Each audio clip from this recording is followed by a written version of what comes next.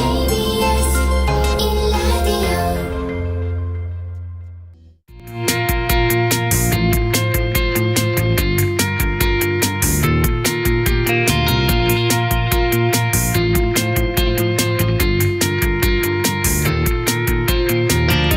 신성원의 뉴스 브런치. 안녕하십니까. 아나운서 신성원입니다. 어제 윤석열 대통령과 한국을 찾은 기시다 후미오 일본 총리가 52일 만에 다시 한일 정상회담을 열었습니다. 양국 정상은 한일, 한미일 안보협력 강화와 반도체 공급망 공조 강화 등을 합의했고요. 후쿠시마 원전 오염수 방류 현장에 한국 시찰단을 파견하기로 했습니다. 또 과거사 문제도 언급됐죠. 기시다 총리는 강제징용 문제에 대해서 많은 분이 슬픈 경험을 한 것을 가슴 아프게 생각한다 이렇게 밝혔는데요. 이번 기시다 총리 방안으로 한일 양국이 상대국을 오가는 셔틀 외교가 12년 만에 복원된 셈입니다만 그 평가는 엇갈리고 있는 상황입니다.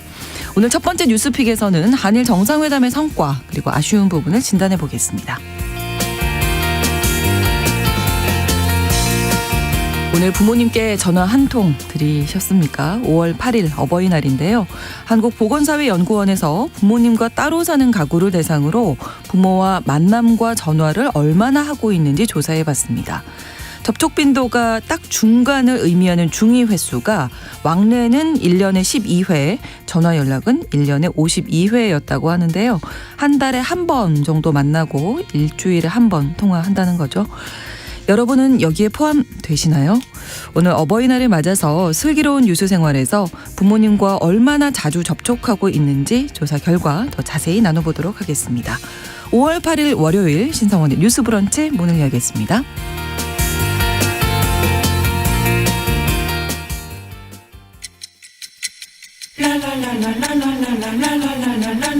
듣고 공감하고 진단합니다. 우리 사회를 바라보는 새로운 시선. 신성원의 뉴스 브런치 뉴스픽. 뉴스 브런치 청취자 여러분과 함께 소통하며 만들어갑니다. 짧은 문자 50원, 긴 문자 100원이 드는 샵 9730, 우물정 9730번으로 의견 많이 보내주시고요. 또 라디오와 콩 앱으로도 함께 해주시기 바랍니다. 월요일에 뉴스픽 시작합니다. 이슬기 기자, 조으론 변호사 두 분과 함께하죠. 어서 오세요. 네, 반갑습니다. 안녕하세요. 네, 지난 3월 16일 도쿄에서 열린 이후 52일 만에 다시 열린 한일 정상회담에 대한 이야기 나눠볼 텐데요. 자, 기시다 총리가 한두 시간 뒤면 일본으로 출국을 합니다. 어제 귀국 후 첫 일정이 국립현충원 방문이었는데 이슬기 기자께서 주요 일정 좀 소개해 주실까요? 네, 어제 이제 기시다 총리가 오전 11시 50분에 서울공항으로 한국으로 들어왔거든요. 네. 그러고 첫 일정이 이제 동작동에 있는 국립현충원 방문이었어요. 네. 여기에 가서 참배를 했는데 일본의 현직 총리가 현충원을 방문한 것은 2011년 노다 요시히코 총리 이후에 12년 만이고요. 이것을 두고 여러 해석이 있었는데 일단은 그 현충원에 묻힌 순국 선열 대다수는 6.25 전쟁 전사자잖아요. 네. 여기서 이제 생각을 해보면 이제 한일 안보 협력을 좀 강화하려는 의도가 있는 것이 아닌가라는 해석이 나왔고요. 일본 교도통신에서도 이것은 이제 기시다 총리로서는 셔틀 외교를 재개한다는 자세를 한국에 보여주려는 목적이 있는 것으로 보인다고 얘기를 했습니다. 이어 일정을 보면요. 기시다 총리 부부가 이어서 오후 3시 35분쯤에 용산의 대통령실에 도착을 했고요. 이번 방문 같은 경우는 실무 방문이라고 해서 뭐 국빈 방문이나 공식 방문보다는 살짝 격이 낮은 것임에도 불구하고 이번에 열린 성대한 환영식은 윤 대통령 취임 이후에 가장 성대한 규모였다고 해요. 네. 그래서 작년 5월에 바이든 미국 대통령이 왔을 때와 비견해도 밀리지 않는 수준이었다라는 얘기가 나오고요. 네. 이제 한일 정상이 이제 한일 양국 그 소인수 회담, 이제 소수가 참여하는 소인수 회담부터 시작을 했는데 이게 이제 3시 50분부터 4시 29분까지 한 39분간 이어졌고요. 원래는 30분을 예정했는데 9분 정도 더 길어졌다고 합니다. 이어서 확대 회담을 1시간 3분 정도 해서 합쳐서 102분 정도 정상회담이 진행이 됐고요. 네. 이어서 공동 기자회견 이후에 양 정상 부부가 대통령 관저로 이동을 했어요. 그래서 7시 30분쯤부터 만찬을 시작을 했고 여기서 뭐 얘기 나온 게 이제 만찬주로 경주 법주가 나왔다 이런 기사가 많이 나왔고요. 네. 2시간 넘게 만찬이 이어졌습니다. 그리고 이제 기시다 총리의 오늘 일정 같은 경우는 이제 한일 의원연맹과 한국 경제단체 관계자와 각각 면담을 하고요. 네. 이제 곧 있을 이제 낮 12시 15분에 서울공항에서 일본으로 돌아갈 예정입니다. 네. 자, 한일 정상회담 52일 만에 열렸는데 특히 한미 정상회담 직후에 열리기도 해서 관심이었습니다. 주요 내용 조으로 변호사께서 좀 몇 가지 짚어주실까요? 네, 이제 핵심 의제라고 하면 이제 세 가지 정도를 들 수가 있을 것 같은데요. 일단 과거사 문제, 그리고 후쿠시마 오염수 문제, 그리고 안보 협력 문제가 이제 다뤄진 것 같습니다. 그러니까 나온 것들 내용을 몇 가지 말씀을 드리면 네. 먼저 첫 번째로는 이제 후쿠시마 제1원자력 발전소 오염수 관련해서 한국 전문가단이 이제 후쿠시마 원전을 시찰하는 데 합의를 했다. 네. 이런 내용이 있고요. 또 이제 기시다 총리가 강제징용 관련해서 1998년 김대중 오부치 선언을 포함한 역대 일본 내각의 역사 인식 계승 입장을 다시 한번 강조를 했습니다. 네. 그리고 이제 한일 정상이 앞으로 있을 G7 정상회의에 있어서 네. 히로시마를 방문을 하게 되는데 이때 이제 한국의 원폭 희생자 위령비를 함께 참배하는 것에 이제 합의를 했고요. 한국을 수출관리 우대국, 그러니까 화이트리스트라고 하는 네. 그것에 대해서 이제 원상 회복을 이행을 하는 그런 상황을 다시 한번 확인을 했습니다. 그리고 또 이제 우리가 주목해 볼 만한 것은 이제 한국 반도체 제조업체와 일본 소재 부품 장비 를 다루는 기업 간의 이제 공조 강화를 통해서 이제 반도체 공급망을 이제 구축하겠다라는 내용들이 나왔습니다. 네. 우리 사회에서 관심이 높았던 사안은 그중에서도 아무래도 과거사 문제, 후쿠시마 수산물 관련된 문제일 텐데 먼저 기시다 총리가 강제동원 문제 과거사 관련해서 가슴 아프게 생각한다 이렇게 얘기를 했거든요. 이 부분은 뭐 한일 간 사전 협의는 없었던 걸로 보이는 거죠? 네, 그렇게 알려지고 있는데요. 네. 일단 기시다 총리 발언을 보면 어제 이제 정상회담이 끝나고 공동 기자회견에서 이 얘기를 했었죠. 네. 그래서 아까 변호사님 얘기하신 것처럼 이제 1998년 이란 공동선언을 포함한 역대 내각 역사인식을 계승한다고 얘기를 했고 그리고 지난 3월 6일에 발표된 조치 그게 이제 강제동원 피해자에 대한 제3자 변제안 발표였잖아요. 네. 여기에 대해서 미래를 위해서 마음을 열어주신 데 대해 감사하다라고 얘기를 했습니다. 그리고 이어서 이제 기시다 총리가 당시 혹독한 환경 속에서 일하게 된 많은 분들이 힘들고 슬픈 경험을 하신 데 대해 가슴 아프게 생각한다라는 발언을 했어요. 그러니까 여기서 콕 찍어서 뭐 강제징용 피해자에 대해 이렇게 생각한다 이런 식으로 주어를 얘기한 게 아니라 제3자 변제안을 애둘러 얘기하면서 이제 맥락상 이 얘기를 해서 아마 이제 강제동원 피해자에 대한 언급이다라고 생각이 되는 부분이고요. 여기에 대해 아까 이제 말씀하신 것처럼 사전 협의가 됐느냐라는 부분에 대해서는 네. 대통령실에서 이제 뭐 사전에 협의를 한 적이 없다, 조율을 한 적이 없다고 얘기를 했고요. 이제 발언을 준비했다가 자발적으로 얘기한 것으로 추측된다고 얘기를 전했습니다. 네. 어떻게 보세요? 이 발언에 대해서 지난 3월에 있었던 발언과 비교를 해볼 때. 네, 일단 지난 3월에서는 역대 정부의 그런 인식을 계승한다 정도만 나왔었는데 네. 이번에는 그 1998년 그 10월에 한일 공동선언, 그러니까 아까 말씀드린 김대중 우부치 선언을 명시적으로 이야기했다라는 점, 네. 그리고 좀 아쉬운 부분은 있지만 유감이라는 입장을 표명했다라는 점, 이 두 가지 면에서는 좀 진일보한 것이 아닐까 그렇게 판단이 됩니다. 그런데 그럼에도 불구하고 우리나라에서는 지난 3월 한일 정상회담에 있어서 여러 가지가 많이 아쉽다라는 표현들이 많았었는데 네. 그렇기 때문에 이번에 한국 방문을 했을 때 어떠한 그런 과거사와 관련해서 통렬한 사죄라든지 반성이라든지 이런 표현이 있을지가 굉장히 주목이 됐었잖아요. 그렇죠. 그런데 그런 것은 이번에도 또 없었었고 또 이번에 유감이다라고 뭐 많은 분이 굉장히 슬픈 일을 당했다.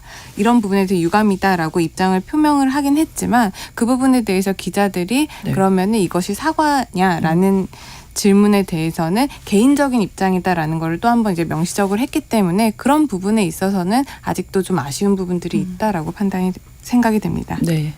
네, 3월에 있었던 이제 한일 정상회담에서 네. 우리가 이제 어떤 사죄나 반성을 기대한 부분이 있었는데 그것에 관한 언급이 거의 없었잖아요. 네. 거기서 어떤 일본 측에서도 조금 뭐 어떤 마음의 부채나 압박을 느꼈다고 해서 요 정도 진일 보완 정도로 나온 것 같은데 아까 변호사님 말씀하신 것처럼 우리가 원했던 어떤 정말 명시적인 사과나 반성이 없었고 또한 개인 의견으로 한정하기도 했고 또한 이제 뭐 강제징용이라던가 죄송합니다. 강제징용이라던가 동원에 대해서 명시적으로 얘기하지 않은 채 이제 맥락상 애둘러서 얘기하는 방법을 취했단 말이죠. 이런 점에서 굉장히 아쉬운 부분이 있다는 말씀드립니다. 네. 윤석열 대통령은 과거사 관련해서 미래를 이야기했거든요. 이 부분은 어떻게 보십니까? 그렇죠. 이제 윤 대통령 같은 경우에는 그 특별히 강제동원 피해자 문제에 대해서 과거사가 완전히 정리되지 않았다고 해서 미래 환경을 위해 한 발짝도 내딛어서는 안 된다라는 인식에서 벗어나야 한다라고 설명을 했었는데요. 뭐 원론적으로 이 말만 들어보면 어느 정도 이해가 가는 부분은 있습니다. 이제 과거의 문제가 해결되지 않았다고 해서 앞으로 계속 나아가야 할 방향을 가지 못한다라고 하면 여러 가지로 국익 차원에서도 뭐 손해라든지 아니면은 그런 미래지향적인 부분에 대해서도 이제 마이너스 되는 요소가 있으니까 네. 이른 뭐 이해가 가는 부분이기는 하지만 지난 3월에 있었던 한일 정상회담이라든지 기존의 일본 정부의 입장을 보면 사실상 계속 우리나라 국민들이 지금 마음속에 담아두고 있는 여러 가지 역사 문제에 대해서 부정적인 인식 내지는 회피적인 모습을 보였기 때문에 네. 그런 문제도 이번에 셔틀 외교가 재개가 된 이상 앞으로 계속 해결해 나가야 될 문제들이 많다라고 생각이 됩니다. 네. 네, 저는 윤 대통령의 과거사 인식에 좀 문제가 있는 거 아닌가라는 생각이 드는 게 네. 이게 이제 미래를 생각해야 된다는 말씀을 계속 하시는데 그렇다고 해서 우리가 지금 우리가 원하는 방식의 과거나 막 과거사에 대한 반성이나 사죄가 없다고 해서 일본에 대한 교류를 다 끊겠다고 얘기를 하는 부분은 아니란 말이죠. 시민사회에서도. 근데 윤 대통령이 이런 식으로 발언을 하면 일본과의 외교 문제에 있어서 어떻게 보면 과거와 미래 간의 양자택일을 해야 한다는 식으로 얘기를 하는 것 아닌가라는 생각이 좀 들어요. 네. 그리고 지난 3월에 있었던 정상회담에서도 그렇고 이런 식의 윤 대통령의 목소리가 이제 외교 무대에서 굉장히 선제적으로 말씀을 하시는데 어떻게 보면 그 자국민 이제 국민들을 향한 좀 입단속처럼 느껴지는 부분이 있어서 이제 한 나라의 수반이 앞서서 이런 식으로 해야 할 필요가 있는 것인가라는 생각이 좀 듭니다. 네. 김혜경 님이 이번에도 강제동원의 강제성에 대한 인정은 없었네요 라고 하신 반면 1524번으로는 사과는 진정성이 중요할 텐데 어쨌든 사과를 한 건 나아졌다고 생각합니다. 이런 의견으로 좀 나뉘는 부분이 있는데요. 그 후쿠시마 수산물 수입 관련해서도 오염수 검증을 위해서 한국 전문가 시찰단을 파견하기로 한 거죠. 네, 맞습니다. 어제 그 부분에 대해서 윤 대통령이 발언을 했고요. 네. 이제 여기서 좀 주목할 만한 부분은 현장 검증이나 네. 조사단이 아니라 시찰단이라는 것입니다. 이제 한번 가서 살펴보고 온다. 이 정도의 의미가 있을 것 같고요. 네. 이제 윤 대통령은 이게 과학계 기반한 객관적 검증이 이루어져야 한다는 우리 국민의 요구를 고려한 의미 있는 조치가 이루어지길 바란다라고 얘기를 했습니다. 이거는 앞서서 이제 3월에 있었던 정상회담에서도 윤 대통령이 그 세 가지 조건을 이제 제시를 한 바가 있었거든요. 예, 객관적이고 과학적인 방식, 이 국제 기준에 부합하는 검증과 한국 전문가의 참여 이 세 가지 조건을 제시를 했고 여기에 일본이 어느 정도 응답을 한 것으로 볼 수 있을 것 같습니다. 이 발표가 이뤄지고 난 거의 바로 즉시 네. 교도통신에서 시찰단의 일정에 관해서 발표를 했는데요. 이제 오는 23일에 들어올 예정이다라고 해서 네. 이 시찰이 이제 이 발표와 더불어서 얼마 안 가서 이뤄질 예정이라는 것을 암시하기도 했습니다. 네. 객관적이고 투명한 검증이 어떻게 가능할까? 이것도 좀 궁금한 부분이네요. 네, 일단 우리가 조사를 하기 위해서 조사단을 보내는 것이 아니라 이제 시찰 말 그대로 둘러보고 오는 그렇죠. 거잖아요. 네. 그렇게 되면 이제 일본 측에서도 우리 시찰단에게 어느 정도의 정보를 제공을 할지 이 그렇죠. 부분도 살펴봐야 될 문제 같고요. 또 하나는 우리 정부에서 보내는 시찰단의 구성원이 네. 사실 우리나라에서도 일본 이 후쿠시마 원전 그 오염 처리수죠. 처리수 관련해서 방류를 하는 데 있어서 입장차가 딱 한 목소리로 나오고 있는 것은 아닙니다. 여러 입장차가 있을 수 있는데 그 전문가들이 또 어떻게 꾸려질지 그 네. 부분 관련해서도 우리나라의 시찰단이 시찰을 하고 오는 것이 과연 이제 효율적인 라든지 아니면 네. 실효성이 있을지 관련해서는 우리가 계속 살펴봐야 될 문제이기도 하고요. 또 일단 시찰단에서 어떤 결과가 나왔을 때 그것을 일본 측에서 어느 정도로 수용할지는 사실 미지수입니다. 지금 일본 측에서 나오는 여러 가지 언론 보도라든지 기시다 총리의 발언을 보면 우리나라에서 시찰단을 보내긴 하지만 시찰단의 어떤 조사 결과를 뭐 받아들이겠다, 뭐 수용하겠다 이런 내용보다는 굉장히 원론적인 내용. 그러니까 국제 원자력 기구인 IAEA에서 조사한 결과를 바탕으로 국내 절차를 이행하겠다라는 수준으로의 발언만 지금 내놓고 있는 상황이거든요. 그렇기 때문에 우리나라의 시찰단이 이제 가서 시찰을 하긴 하는데 과연 이것이 이제 실효적인 시찰이 되려면 여러 가지들이 한일 간의 합의가 전제되어야 되지 않을까 싶습니다.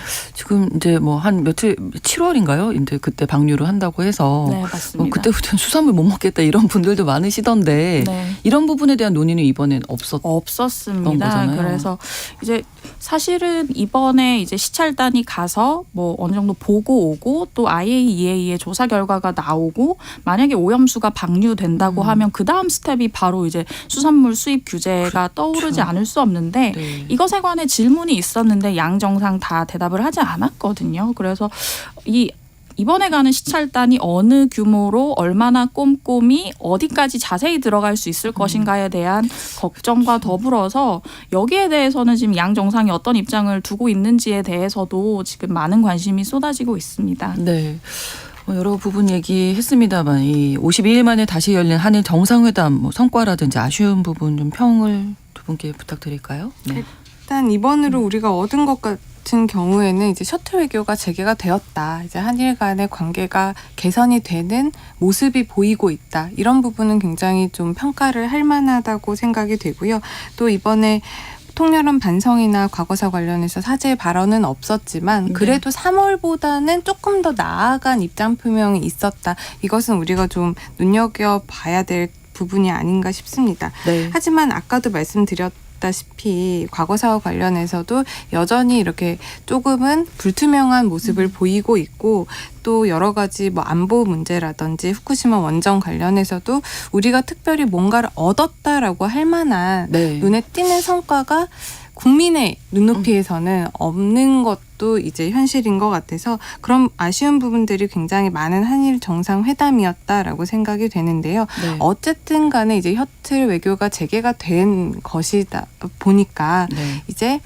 이제 앞으로 어떻게 해야 갈지 나아가야 될지 갈 네. 길은 멀지만 한일 정상 그리고 한일 양국 간에 여러 가지가 문제를 논의하고 그런 발판이 되었다라는 점에는 좀 점수를 줄 수 있지 않나 그런 생각이 듭니다. 네. 이슬기 기자. 네.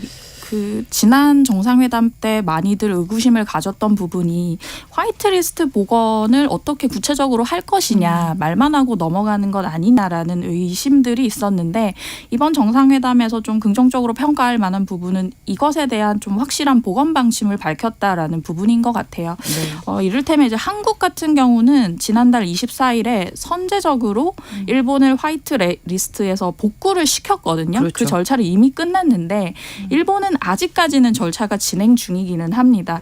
뭐 4월 28일에 그 화이트리스트에 복구하기 위한 뭐 개정 절차를 시작한다고 발표를 했고 지금 이제 의견 수렴 및 국무회의 결정을 남겨놓은 상태기는 하지만 이것에 대해서 이제 확실히 하겠다는 이제 총리의 이제 발언을 우리가 들은 것에 조금 의미가 있다고 볼 수 있을 것 같고요. 네. 또 아쉬운 점은 이제 아까 말씀하신 대로 과거사 문제에 대한 그 주어가 생략된 문장이라든지 개인 의견으로 뭐 표현한 것이라든지 네. 이런 것은 뭐 우리가 원하던 그 물잔의 반이 정말 채워진 것이냐라고 했을 땐 굉장히 미비하다고 볼 수 있고요.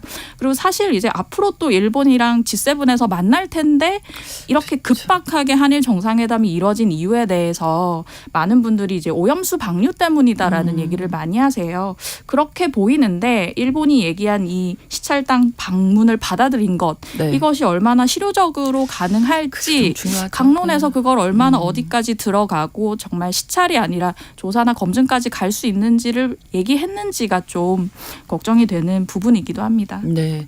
1503번으로도 기시다 총리의 유감 표현이 보는 사람에 따라서는 뭐 일면 사과 같겠지만 사과가 아니고 개인적인 표명인데 여전히 아쉬운 한일 만남이었습니다 하셨고요. 0179번으로 우리나라의 의미 있는 시찰이기보다는 일본에 면죄부를 주는 그런 시찰이 되지 않아야 한다고 생각합니다. 이렇게 의견 보내주셨습니다. 첫 번째 뉴스픽 한일 정상회담 이야기 나눠봤고요. 그 다음 이야기가 저는 또 개인적으로 관심이 많아서 두 번째 뉴스픽으로 넘어가 보겠습니다. 어린아이를 키우는 부모님 중에 카페나 음식점에 갔다가 노키즈존이라서 발길 돌리신 경험이 뭐 한두 번씩은 있으실 것 같은데 최근 용해인 기본소득당 의원이 노키즈존을 줄여나가야 한다 이런 기자회견이 있었거든요. 이 부분 먼저 두 분은 예, 이슬기 기자는 이제 아이가 없으시니까 네, 아직 저는 경험은 없으시죠. 아이가 없어서 네. 아이를 뭐 데려갔다가 그런 경험은 없는데요. 네. 물론 뭐 가끔 뭐 식당이나 음식점에 갔다가 이제 네. 아이들이 조금 시끄러워서 뭐 제재를 시키고 이런 뭐 저도 제재를 한 적이 있고 뭐 그럴 수 그런 있죠. 적이 있었죠. 근데 큰 불평까지는 느끼지 않았고요.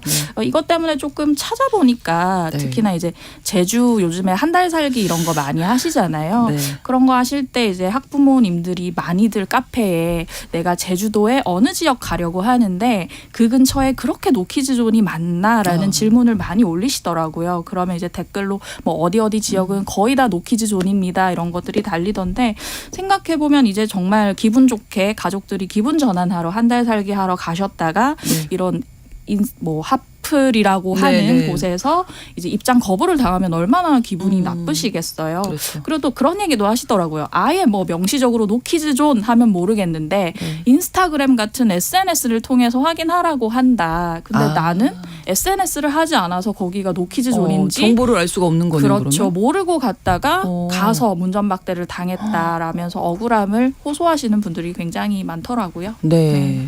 조그란 변호사. 네, 이제 저 같은 경우는 이제 친구들끼리 이제 모임을 잡을 때 네. 이제 아이들을 데리고 나가고 싶은데 아니면 데리고 나갈 수밖에 없는 상황일 수가 그럴 수 있잖아요. 있죠. 아이를 네, 혼자 네. 집에 두지 네. 못하는 상황.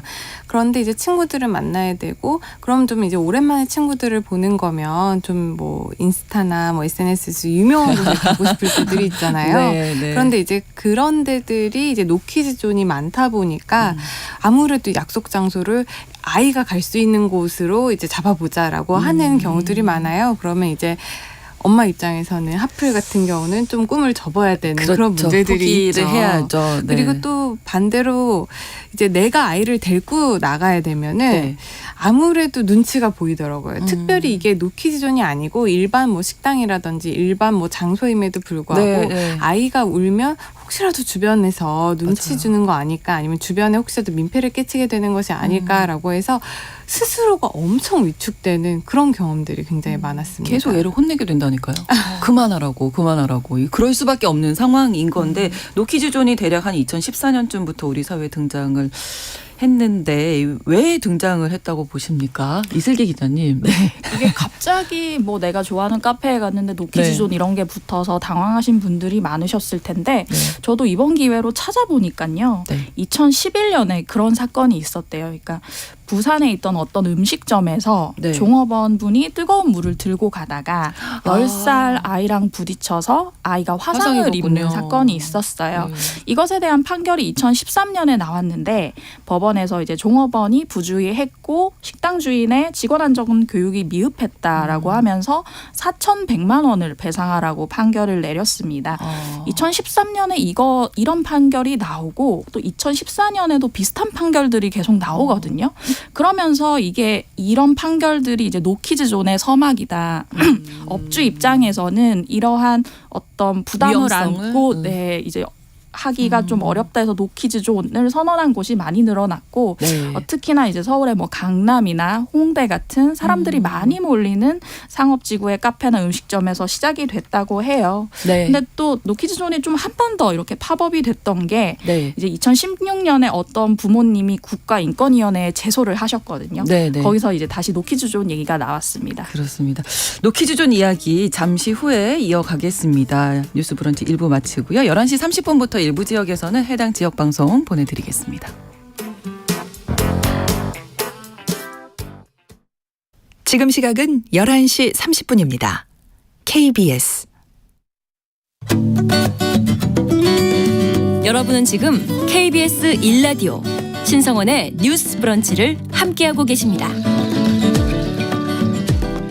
기본소득당 용해인 의원이 노키즈존 줄여나가야 한다 이런 기자회견도 있었고 제주도 의회에서도 관련 조례안이 발의돼서 노키즈존 관련해서 찬반 공방이 뜨거워지고 있어서 저희도 이제 이야기 나눠보는데요. 그러니까 뜨거운 요리를 파는 식당에서 3928번으로 노키즈존인 게 좀 필요하기는 하다. 뚝배기라든지 불판이 있는데 좀 조심스럽다 이런 얘기도 나눠주셨네요. 그리고 5311번으로는 가고 싶은 카페나 식당에 아이 데리고 못 갈 때 많아요. 아이 안전은 제가 책임지는 건데도요.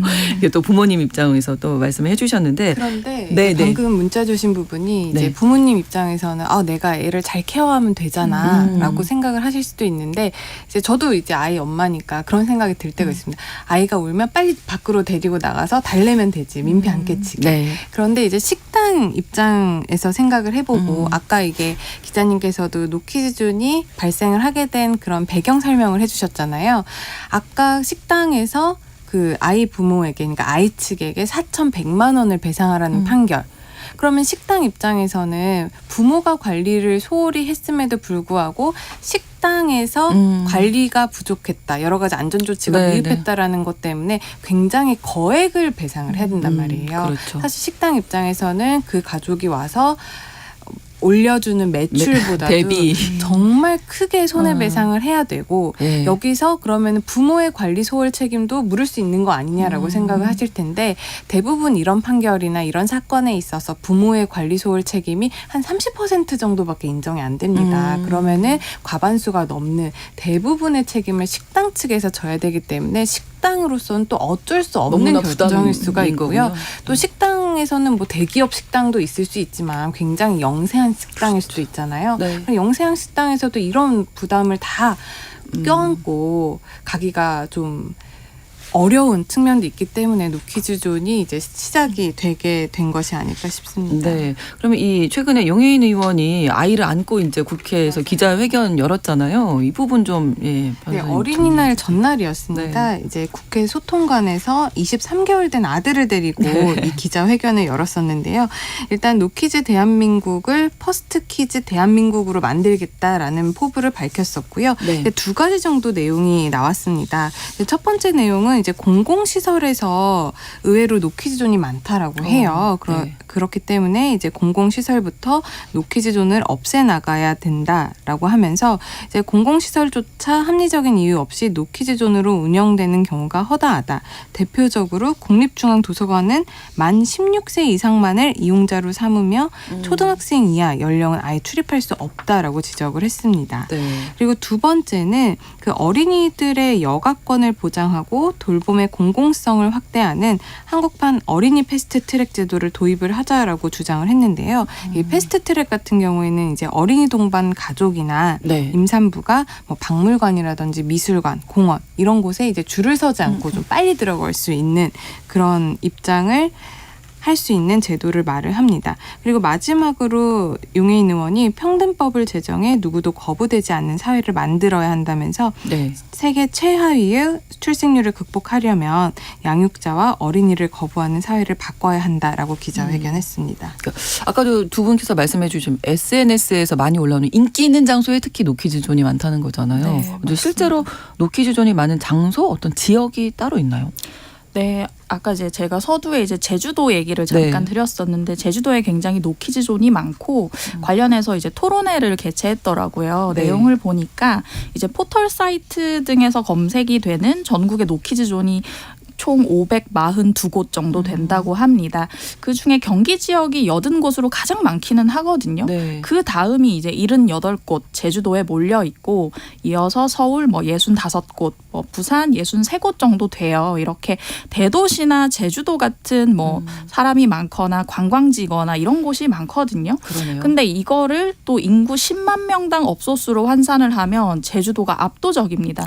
제주도 노키즈존이 11.56곳인데 네. 다른 지역에 비해서 적게는 5배, 많게는 20배 가까이 되는 것으로 나타났습니다. 네. 그러니까 이런 법적 근거가 있나요? 어떤 특정 대상을 입장 못하게. 법적 근거는 청소년 유해업소 같은 경우에는 그네, 그런 조금 거는 유해업소니까 이제 법적 근거가 있죠. 그런데 네. 단순히 이제 아이를 들어오지 못하게 하는 부분에 대해서는 법적 근거가 없는데 그렇군요. 또 이거를 노키즈존을 시행을 한다라고 해서 이게 또 지금 불법은 아니거든요. 그렇군요. 그러다 보면 양쪽 권리가 지금 충돌하고 있는 상황인 거죠. 그 지금 제주도에 노키즈존이 많다고 하는데 제주의회에서 관련 조례안도 발의가 됐잖아요. 그 내용 듣고 두 분의 의견도 네, 정리하겠습니다. 맞습니다. 이제 송창건 더불어민주당 제주도의회 의원인데요. 네. 제주도 아동 출입 제한 업소가 지금 많다라고 기자님께서 말씀을 해주셨잖아요. 네. 그렇기 때문에 노키즈존 지정 금지 조례안을 대표로 발의를 했고요.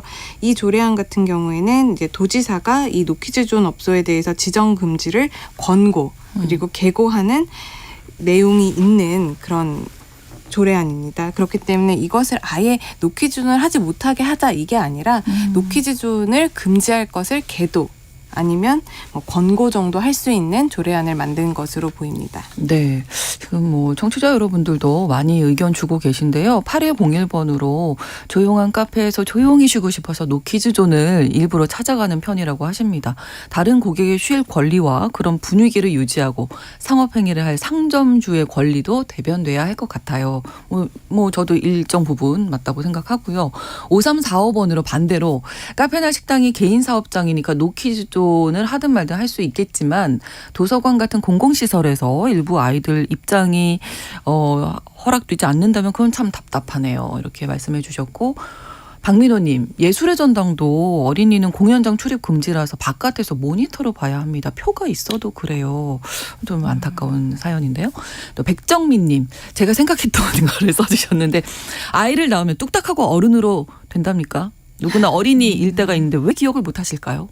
예, 그렇게 또 말씀을 나눠주셨어요. 두 분은 어떻게 생각하세요? 좀 일단 아까도 말씀드렸다시피 이게 기본권들의 충돌 내지는 경합이라고 봐야 되거든요. 예. 상인들이나 어떤 공간을 영위하는 분들의 직업 선택의 자유나 영업상의 자유와 아동이라든지 보호자들이 차별받지 않을 권리, 행복 추구권 그렇죠. 이런 것들이 지금 충돌을 하고 있는 문제인 건데 이렇게 기본권들이 충돌하는 부분에 있어서 어떤 기본권이 엄청 위에 있다라고 말은 할 수는 없습니다. 그렇기 때문에 네. 그 케이스에 맞춰서 그 사안에 맞춰서 비교 형량을 해야 되는 거고 제 개인적인 생각으로서는 이제 부모 입장에서는 아이들을 좀 잘 케어를 하는 문화가 정착이 돼야 될 것 네네. 같고요. 또 사회적으로도 아이들의 이렇게 좀 돌아다닐 수 있고 네. 다소 시끄러울 수 있고 이런 부분을 네. 좀 용인할 수 있는 좀 인식도 많이 자라나야 되지 않을까 싶습니다. 네, 이수기 기자님.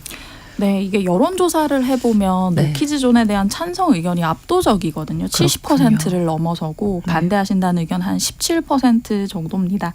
아마도 이제 카페나 음식점을 갔다가 직접 불편을 겪었던 기억들이 있으실 거라 보이는데, 근데 어떤 불편을 만들 우려가 있다는 이유로 특정 대상을 배제해버리면 그렇게 배제되는 대상군은 너무 많아질 거라는 생각이 네. 들어요. 우리가 현실적으로 생각해봐도 사실 음식점 같은 곳에서 술 마신 어른들이 더 떠들 수도 있고요.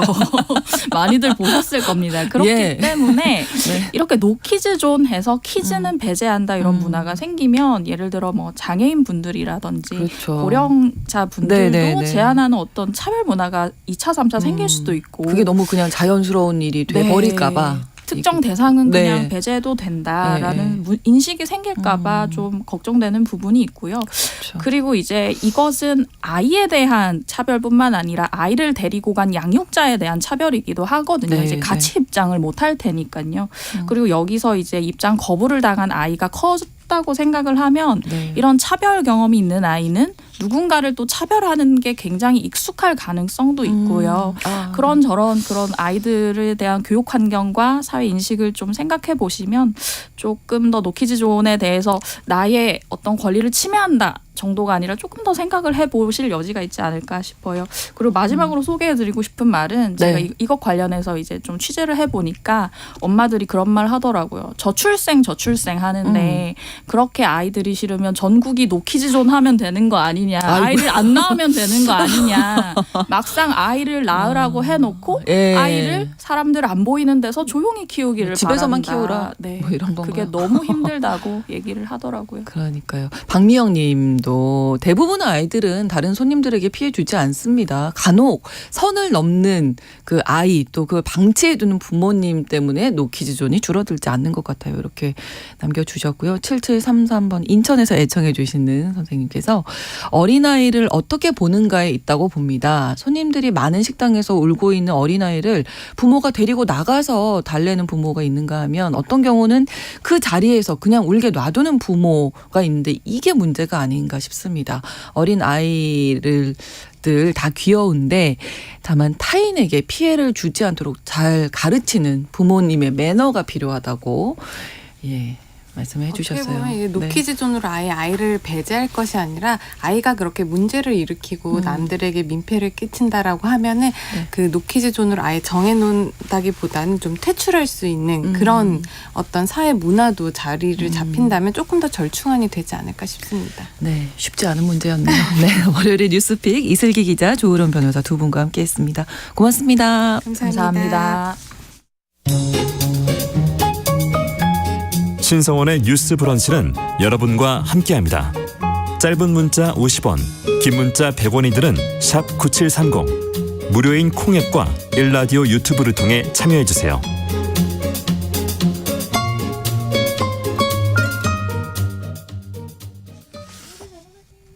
네, 알아두면 좋은 생활정보와 제도, 헷갈리는 뉴스들을 슬기롭게 정리해드리는 시간입니다. 슬기로운 뉴스 생활인데요. 서울신문 곽소영 기자와 함께하겠습니다. 어서 오세요. 안녕하세요. 저희 노키즈존 얘기하다가 계속 매듭을 못 짓고 그랬네요.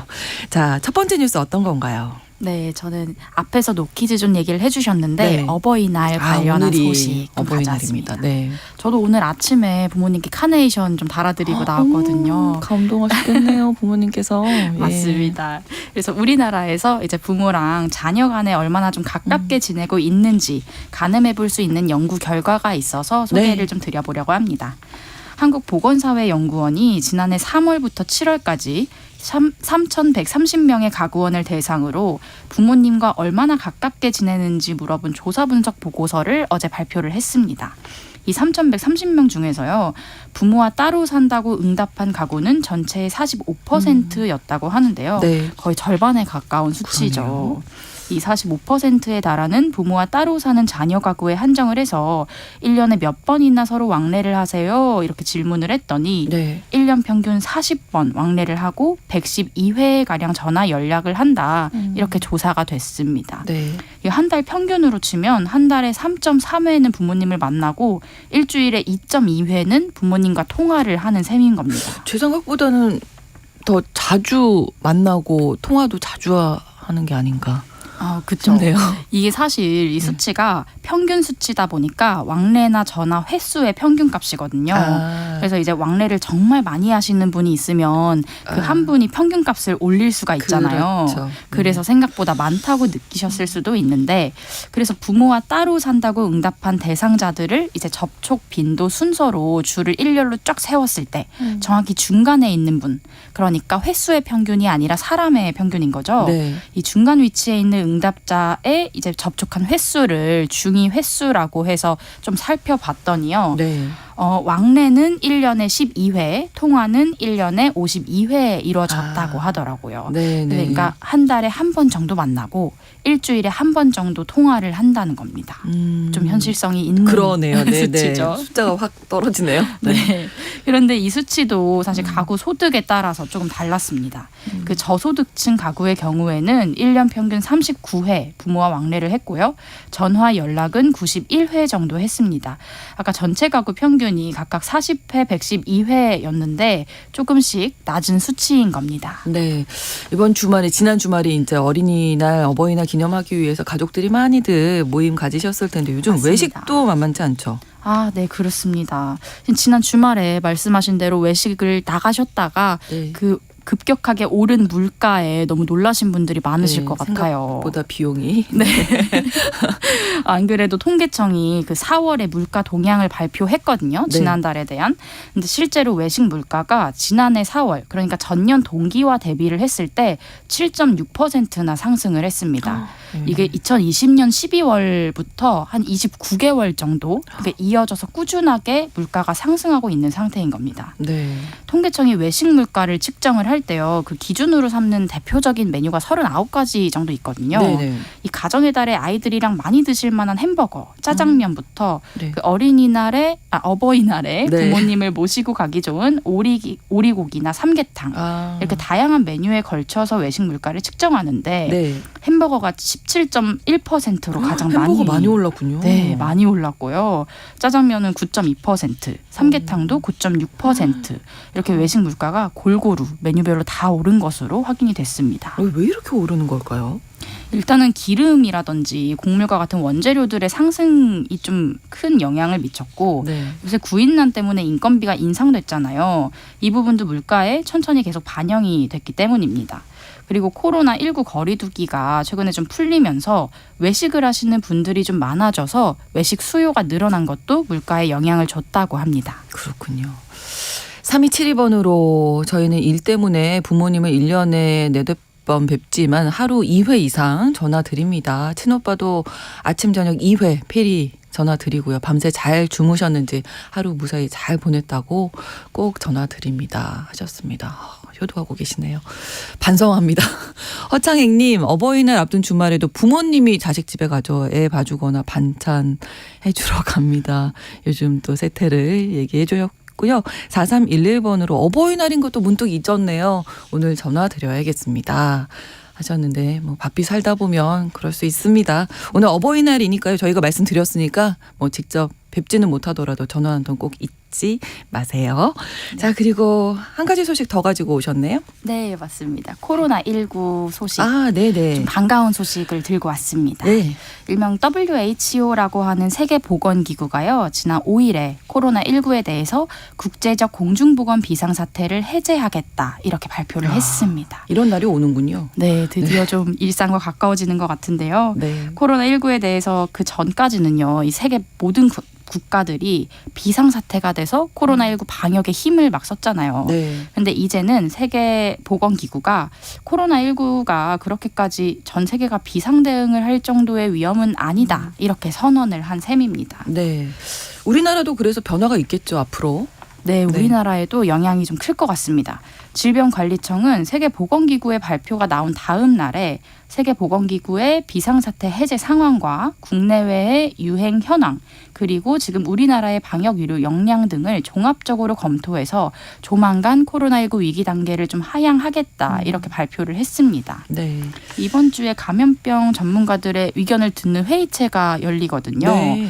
거기서 이제 코로나19 위기 단계가 지금 현재 심각 단계인데 네. 이 회의를 거쳐서 위기 단계를 심각에서 경계 단계로 낮추는 방안을 고려하고 있다. 이렇게 말을 했습니다. 그럼 뭐가 바뀌게 되나요? 경계가 되면?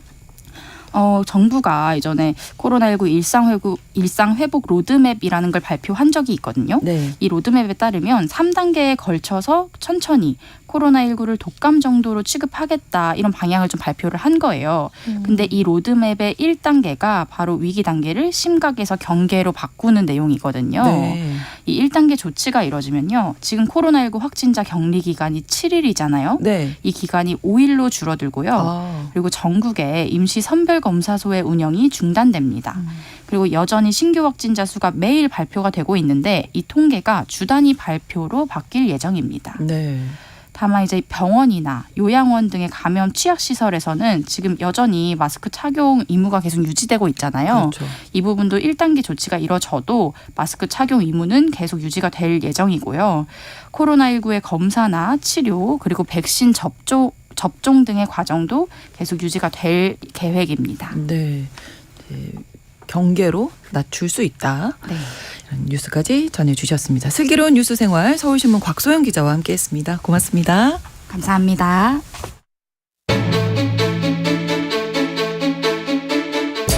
오늘날 주목해야 할 글로벌 이슈 뉴스 브런치 더 국제 라이브.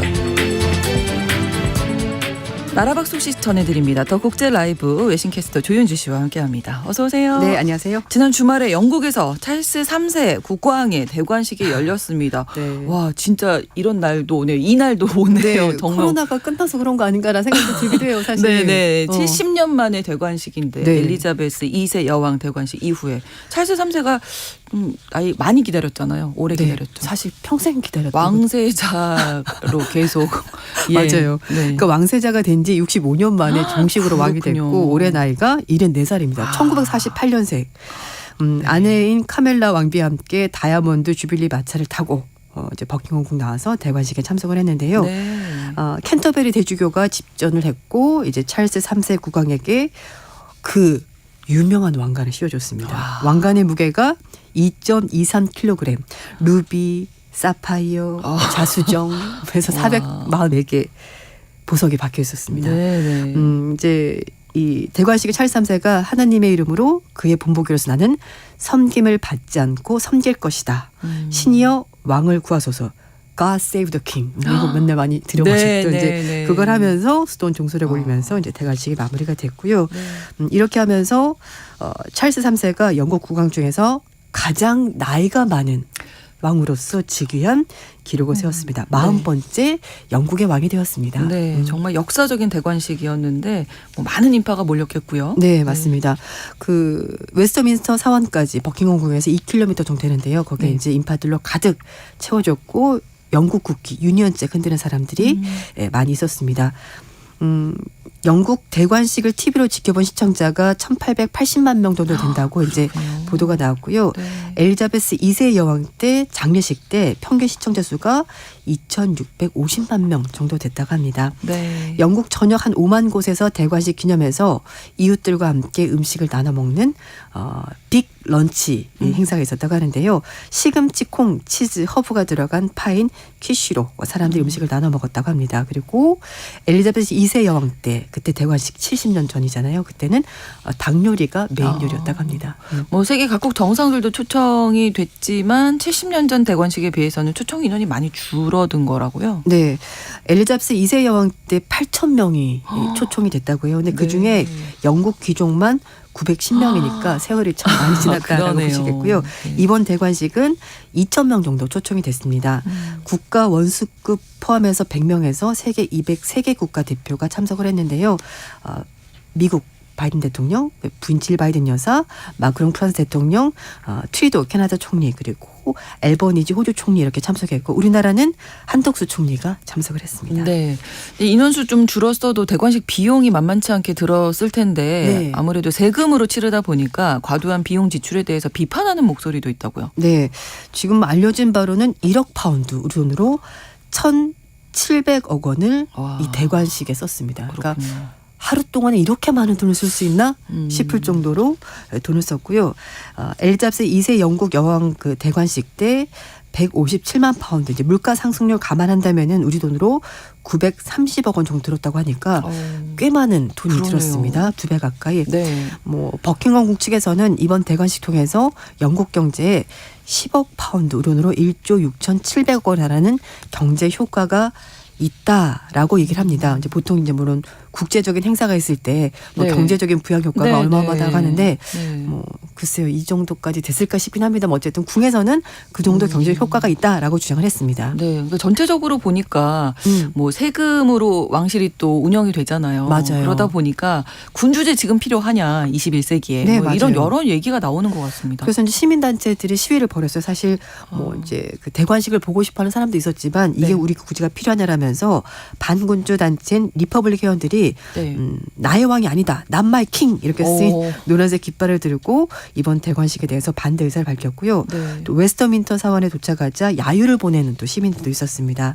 뿐만 아니라 뭐 글래스고, 웨일스, 카디프 이런 다른 지역에서도 수백 명의 사람들이 군주제 폐지하고 국민들이나 먹여 살려라, 왕정 타도 이렇게 외치는 사람들도 있었습니다. 젊은 층의 군주제에 대해서도 뭐 인식이 좀 달라졌다면서요? 네, 사실 지지율이 굉장히 낮습니다. 그러니까요. 유고부가 얼마 전에 군주제가 지지가 뭐 계속 해야 되냐라고 물어봤더니 60%가 뭐 그랬으면 좋겠다라고 하는데요. 또 젊은 층은 거기 한 3분의 1 정도만 지지했으면 좋겠다로 대답해서 굉장히 많이 떨어졌습니다. 게다가 이제 영국이 다문화 사회지 않습니까? 많은 인종이 섞여 사는데 지금 잉글랜드 백인이 사실 이제 국왕이고 로얄 패밀리고 그렇다 보니까 그렇죠. 이게 좀 맞지가 않다는 얘기가 많고요. 실제로 유고부가 지난 4월 달에 영국 성인을 대상으로 설문조사 해봤더니 62%가 군주제 지속하는 것이 맞다 이렇게 대답했는데요. 18세부터 24세까지 지지율은 이게 36%로 뚝 떨어졌습니다. 2015년에는 69%가 뭐 군주제 찬성이라고 했는데 네. 세월이 지나면서 많이 떨어졌고요. 지금은 공화제를 하는 것이 맞다는 대답이 40% 이렇게 나왔습니다. 네. 65세 이상은 그러나 79%가 여전히 군주제를 지지한다라고 대답을 했습니다. 또 영국 왕실에서 여러 가지 뭐 사건들이 있어서 왕실에 맞아요. 대한 이미지도 좋지 않아진 것도 한몫했겠다 싶은데 네. 찰스 3세 국왕 이제 뭐 어떤 과제들이 주어졌을지 좀 정리해 주시죠. 네, 왕실의 역사가인 에바렌 브루턴이 이런 얘기를 했습니다. 뭐 여왕이 높았던 인기는 새로운 국왕에게 물론 큰 부담이 되겠지만 그렇다 극복 못할 과제는 아니다라고 오. 이제 BBC와 인터뷰를 했는데요. 네. 하지만 지금은 영국이 브렉시트 이후에 좀 극도로 분열된 상황이고 심지어 브렉시트 후회한다는 사람도 많습니다. 그렇군요. 거기다가 코로나 지나면서 경제가 어려워졌고 그래서 마음속엔 사람들이 대영 제국의 영화를 가지고 있는데 실제는 그렇지 않다 보니까 좀 약간 망한 집안 같은 느낌이잖아요. 그래서 네. 그런 현실적인 부분과 영국의 이미지를 어떻게 찰스 3세가 잘 조화를 이룰지 그게 또 과제가 될 것 같고 네. 그나마 좀 잘했다고 평가를 받는 것이 대관식 하기 이미 전에 영국이 예전 식민지 시절에 좀 과거에서 잘못했던 게 있었거든요. 거기에 대해서 과오도 인정하고 또 아프리카와 그 카리브해 식민지에 있었던 노예 무역 또 왕실 연관성에 대해서 네. 연구하는 거 지지한다라고 밝혔고 왕실 자료도 무조건 오픈해서 쓸 수 있도록 하겠다라고 밝혔습니다. 그래서 네. 과거의 역사에 대해서는 찰스 3세가 뭐 인정한 부분이 있긴 하지만 이 오랜 세월 동안 과연 찰스 3세가 왕이 되기 위해서 무슨 준비를 했었나 그 부분에 대해서는 좀 부정적이라고 뉴욕타임스가 지적했습니다. 네. 네. 더 국제 라이브 외신캐스터 조윤주 씨와 함께했습니다. 고맙습니다. 네, 감사합니다. 신성원의 뉴스브런치 5월 8일 월요일 순서 마치겠습니다. 저는 내일 오전 11시 5분에 다시 오겠습니다. 고맙습니다.